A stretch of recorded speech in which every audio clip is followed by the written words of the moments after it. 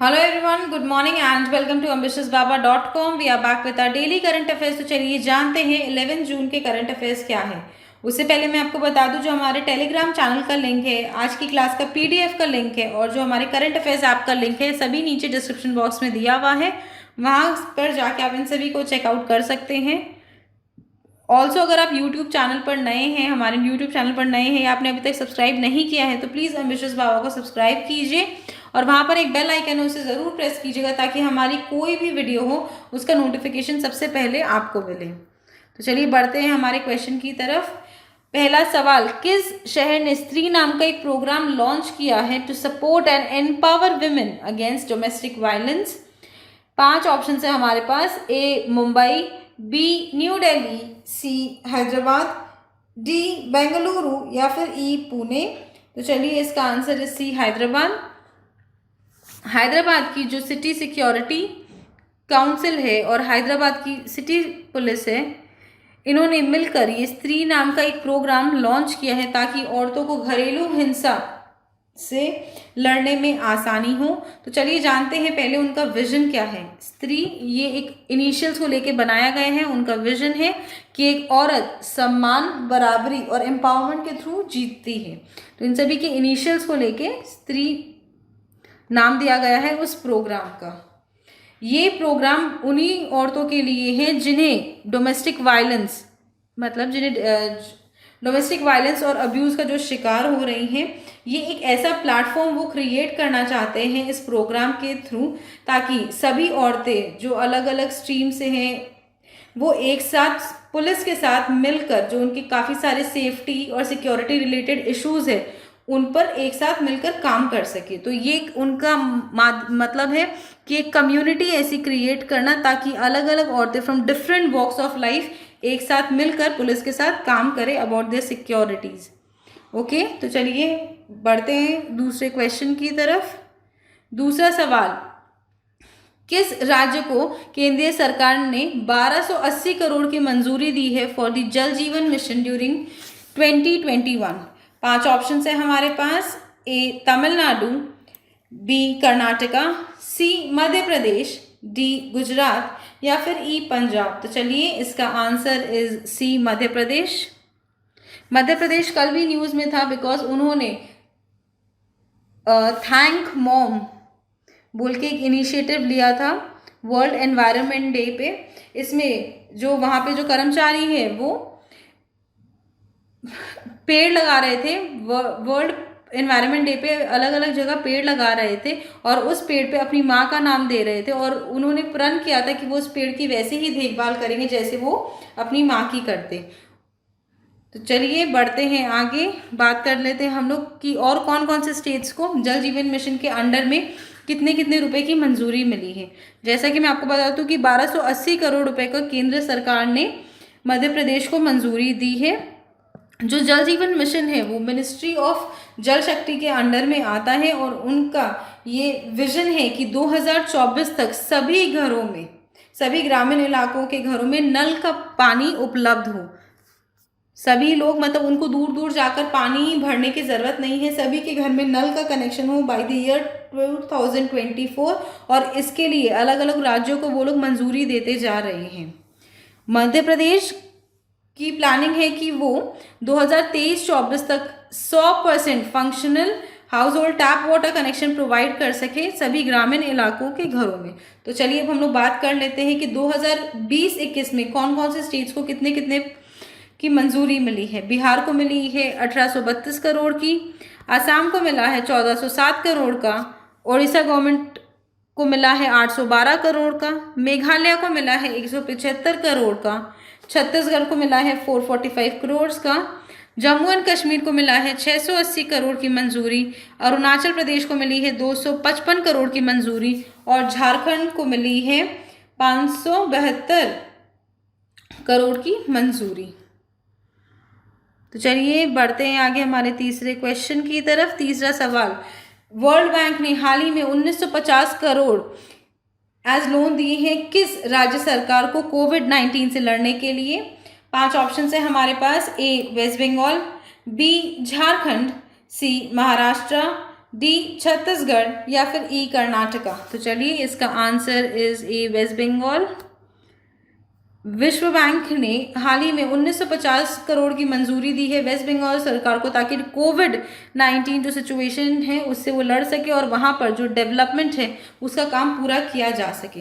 तो चलिए एक बार बात कर लेते हैं कि जो 1950 करोड़ है ये किस हिसाब से यूज़ किए जाएंगे। तो वहाँ की जो सीएम है ममता बनर्जी, उन्होंने कहा कि 1100 करोड़ रुपए यूज़ किए जाएंगे एक इंडस्ट्रियल इंफ्रास्ट्रक्चर क्रिएट करने के लिए, और 850 करोड़ यूज़ किए जाएंगे बाकी सारे सोशल वेलफेयर स्कीम्स के लिए। जैसा कि आप जानते हैं कि वहाँ पर अपार्ट फ्रॉम कोविड-19 की जो सिचुएशन है, वहाँ पर हाल ही में एक तूफान भी आया था, एक सीवियर साइक्लोन आया था जिसका नाम था अम्फान, जिसने बहुत ज़्यादा डैमेज वहाँ पर किया था। तो एक इंडस्ट्रियल इंफ्रास्ट्रक्चर वहाँ पे क्रिएट करना चाहते हैं वो लोग, वेस्ट बंगाल सरकार, ताकि वहाँ पर लोगों को जॉब्स मिल सके और लोगों को बाहर जाने की ज़रूरत नहीं हो। तो चलिए अब जो विश्व बैंक है उसके बारे में कुछ जान लिया जाए। इसके हेडक्वार्टर्स है वॉशिंगटन DC, यूनाइटेड स्टेट्स में। वर्ल्ड बैंक के प्रेसिडेंट का नाम है डेविड मालपास, और वर्ल्ड बैंक के 2 सेगमेंट्स यानी कि IBRD के 189 मेंबर्स हैं और IDA के 173 मेंबर्स हैं। ओके, तो चलिए बढ़ते हैं आगे हमारे चौथे सवाल की तरफ। चौथा सवाल, इनमें से किस कंपनी ने वर्ल्ड्स लार्जेस्ट सोलर बिड जीती है ऑफ $6 बिलियन? 5 ऑप्शन है हमारे पास। A Tata Power SED, B Adani Green Energy, C Rockwell Collins, D Reliance Power, या फिर E Bharat Heavy Electricals Limited. तो चलिए इसका answer is B Adani Green Energy. Adani Green Energy के फाउंडर का नाम है गौतम अडानी और इसके हेडक्वार्टर्स है अहमदाबाद में। तो चलिए अब इस बिड के बारे में बात की जाए। अडानी ग्रीन एनर्जी लिमिटेड ने दुनिया का सबसे लार्जेस्ट सोलर बिड जीता है फ्रॉम SECI यानी कि solar energy corporation of India. इसके बाद अडानी ग्रीन एनर्जी है वो एक टोटल इन्वेस्टमेंट यानी कि एक सिंगल इन्वेस्टमेंट करेगी ऑफ रफली $6 बिलियन, यानी कि INR में देखा जाए तो 45,000 करोड़ रुपए वो निवेश करेगी इसमें, जिसके तहत वो एक पावर प्लांट बनाएगी जिसमें 8,000 मेगावाट का होगा, और जिसमें सोलर पैनल मैन्युफैक्चरिंग कैपेसिटी होगी 2,000 मेगावाट की। ऑल्सो मैं आपको बता दूं कि Adani Green Energy Limited 8 gigawatt के सोलर प्रोजेक्ट्स बनाएगी along with 2 gigawatts of additional solar cell and module manufacturing capacity. तो ये बहुत ही बड़ा आप बोल सकते हैं स्टेप है from the Adani Green Energy limited in the field of solar energy, जो कि एक रिन्यूएबल सोर्स ऑफ एनर्जी है, और इससे बहुत ज़्यादा फ़ायदा होगा both to the Adani Group और in the resources of the country, ताकि हमारे जो नेचुरल रिसोर्सेज है वो और ज़्यादा डिप्लीट नहीं हो और हम अलग अलग मीन्स खोल सके कंजम्पशन के एनर्जी के। तो चलिए बढ़ते हैं आगे हमारे 5वें सवाल की तरफ। 5वां सवाल, किस कंट्री के मिलिट्री नेम तथमादव फेसबुक पर लौट आ रहा है to provide accurate news? 5 option है हमारे पास। A Nepal, B Bhutan, C Pakistan, D Sri Lanka, या फिर ई म्यांमार। तो चलिए the answer is E Myanmar, या फिर जिसे बर्मा भी कहा जाता है। तो चलिए बात कर लेते हैं। म्यांमार की जो मिलिट्री है उसका नाम है तथमादव, वो वापस आ रही है फेसबुक पे ताकि वो एक्यूरेट न्यूज़ प्रोवाइड कर सके। जो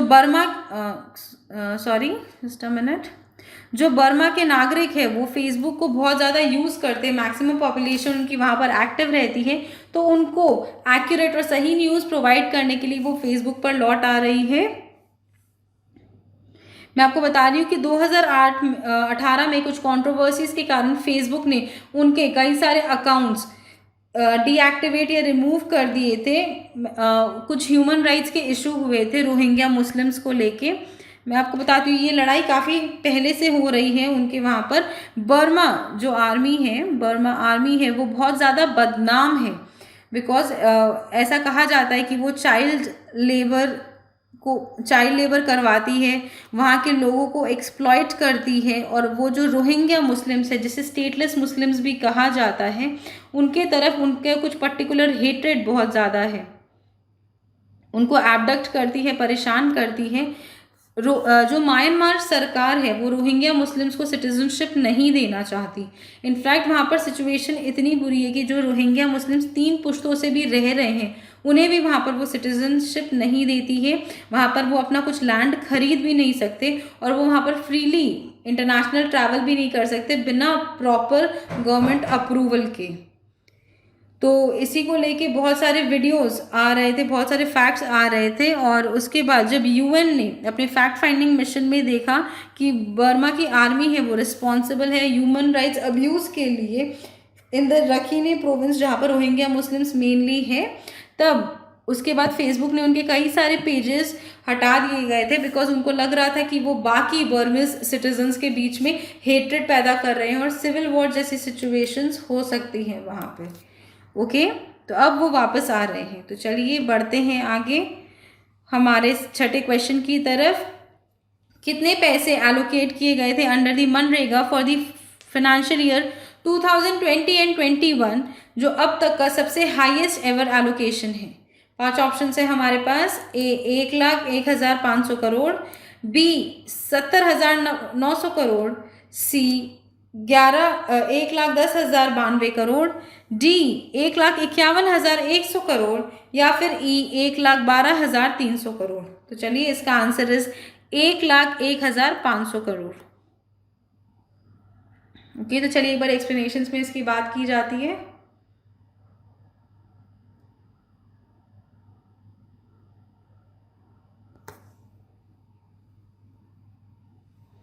ओके, तो एक प्रोविजन सेटअप किया गया था 1,01,500 crore under the Mahatma Gandhi National Rural Employment Guarantee scheme for the current financial year, जैसे कि 2020-21 और अब तक उन्होंने 1,01,500 करोड़ में से 31,493 करोड़ ऑलरेडी रिलीज कर दिए गए हैं अंडर दिस प्रोजेक्ट। मैं आपको बताती हूँ मनरेगा स्कीम के बारे में। जो Mahatma Gandhi National Rural Employment Guarantee Scheme है, ये 2006 में चालू की गई थी टू हेल्प अनएम्प्लॉयड पीपल। मतलब इसके तहत सरकार एक सोशल सिक्योरिटी स्कीम आप कह सकते हैं, जिसमें सरकार 100 डेज लेबर प्रोवाइड करेगी टू एवरी हाउस होल्ड, जहाँ पर वहाँ के लोग विलिंग है to do unskilled work. Unskilled काम के लिए हर फैमिली में से एक अडल्ट को कम से कम 100 दिन के लिए काम प्रोवाइड करेगी हमारी सरकार। ओके,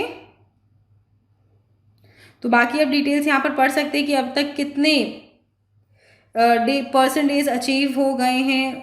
ठीक है, ये सारी डिटेल्स अब यहाँ पर पढ़ सकते हैं नीचे एक्सप्लेनेशंस में। तो चलिए बढ़ते हैं आगे हमारे 7वें क्वेश्चन की तरफ।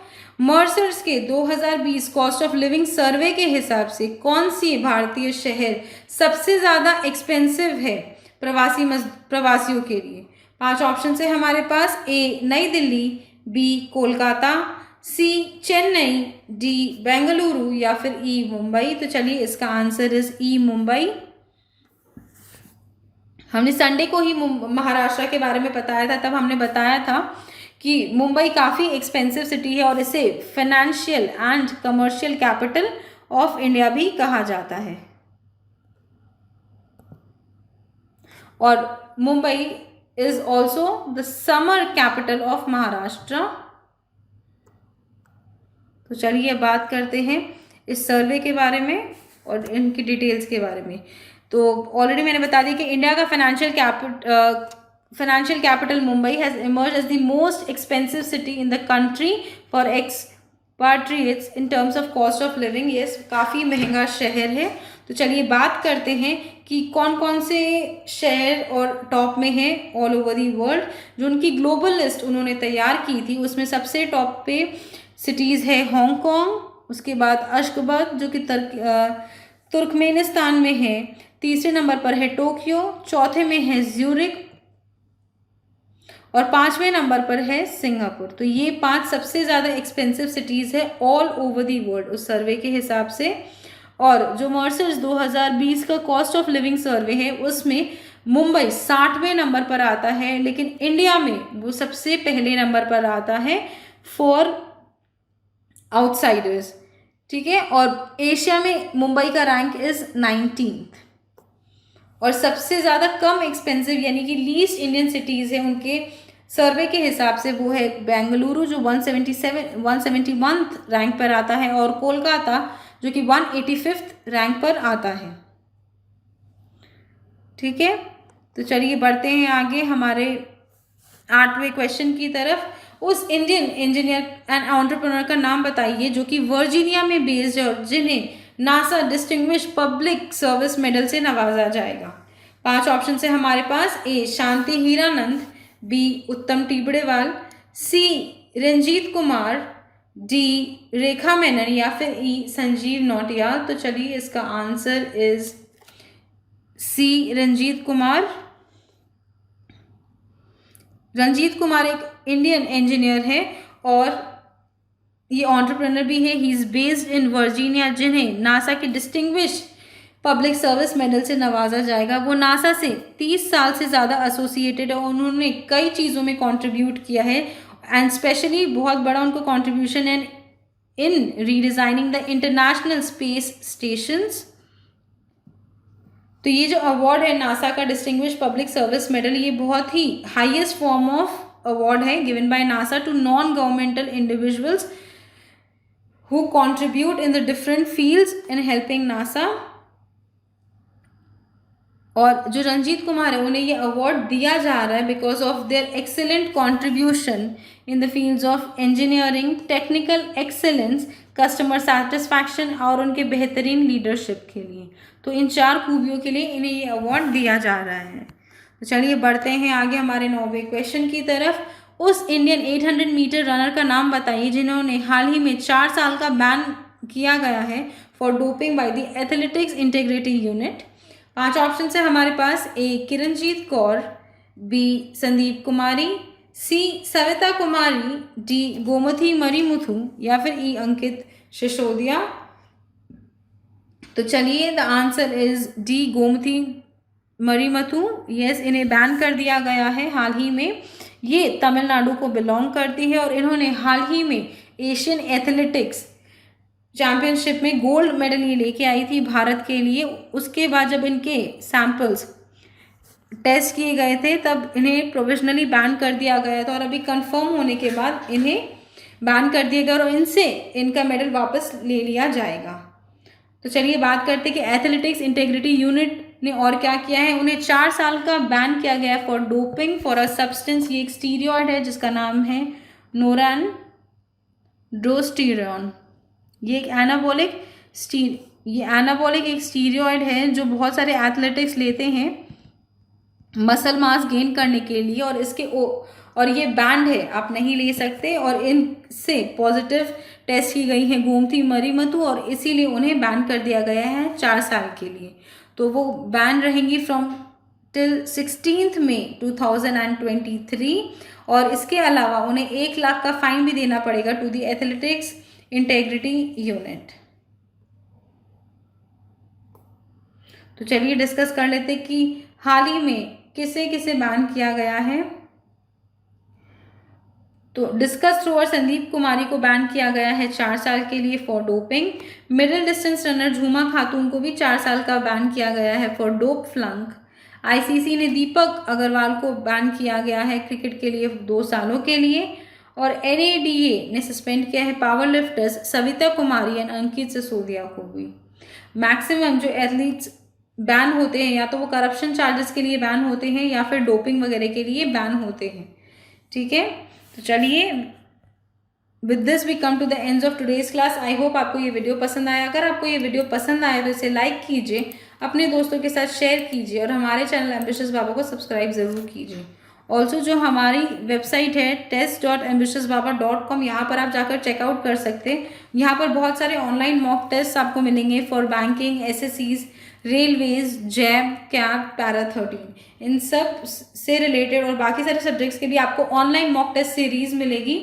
तो वहाँ पर आप इस वेबसाइट पर जाकर उसे चेकआउट ज़रूर कीजिएगा। बहुत ही हाई क्वालिटी के मॉक टेस्ट है, एकदम आपके एग्जाम पॉइंट ऑफ व्यू से सोच के इसे बनवाया गया है। Okay, thank you friends, it's all for today, have a good day.